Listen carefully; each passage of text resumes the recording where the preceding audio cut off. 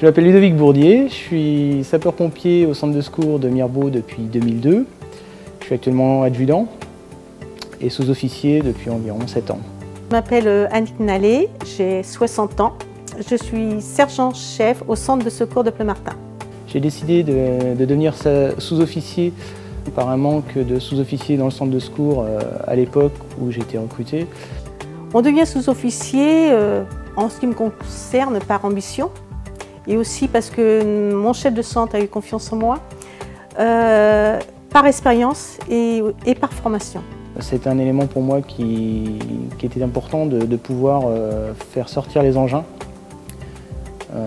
étant donné que sans sous-officier dans l'engin, la grille ne peut pas sortir. Pour passer d'homme du rang à sous-officier, donc déjà j'ai passé une formation de 3 semaines. À l'époque c'était 3 semaines, donc une première semaine de tronc commun, une deuxième semaine de secours à personne, VSR, et une troisième semaine de chef d'agréé tout engin. La formation, ce sont des journées que l'on passe à l'école départementale pour acquérir les compétences de sous-officier et on les acquiert aussi beaucoup sur le terrain. La formation n'est pas compliquée, hein, ça reste dans la suite de ce qu'on apprend à l'école tout au long de notre formation sapeur-pompier, hein, avec une formation un peu plus axée sur le management, sur la gestion d'équipe.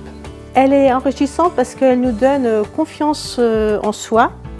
Elle nous apporte des techniques, de la pédagogie, une manière d'encadrer les hommes et les femmes de rang. Il faut aimer l'ordre, il faut aimer l'action, il faut aimer encadrer, manager et prendre des responsabilités sur le terrain. De nous investir pour trouver les meilleures techniques par rapport à une désincarcération, par rapport au conditionnement d'une victime. Avec une équipe, nous prenons les décisions, nous nous concertons et tout cela dans l'intérêt de la victime. Alors au quotidien, en tant que sous-officier, hein, je sors exactement comme un homme du rang, hein, je monte derrière quand il y a besoin. Bien sûr, si besoin d'équipier, je ferai le rôle d'équipier, si besoin de chef d'agré, je ferai le rôle de chef d'agré. Et s'il y a besoin d'un conducteur, sous-officier tout à fait apte à conduire un camion, tout comme un homme du rang. On ne s'éloigne pas tant que ça du terrain, puisque beaucoup de sous-officiers, comme moi également, on peut être amené à partir en intervention en tant qu'équipier, puisque la journée, on est très peu disponible, et donc la plupart des collègues qui sont disponibles sont des sous-off. Donc oui, effectivement, il m'est arrivé aussi de partir en qualité d'équipier, ce qui est assez bénéfique, puisque on ne perd pas la main, quoi, contrairement aux idées reçues. Ce que j'ai trouvé de positif en fait en tant que sous-officier, c'est que chez les sapeurs-pompiers, la formation m'a beaucoup apporté aussi au niveau de mon travail.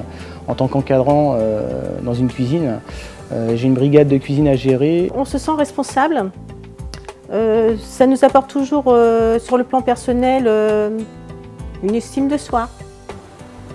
Le rôle de sous-officier, d'encadrant, de chef d'agré est très valorisant parce qu'on a un retour de nos équipiers et on est tous là pour la même chose en fait, pour que l'intervention se passe bien, pour le mieux.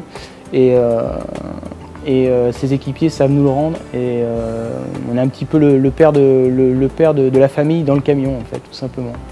C'est toujours intéressant d'encadrer une équipe, des hommes et des femmes, de les mettre en confiance, de leur apporter notre expérience et notre qualification. Je me dis qu'au bout de 10 ans, c'est très enrichissant. Je suis très fière d'eux et je les encourage vivement.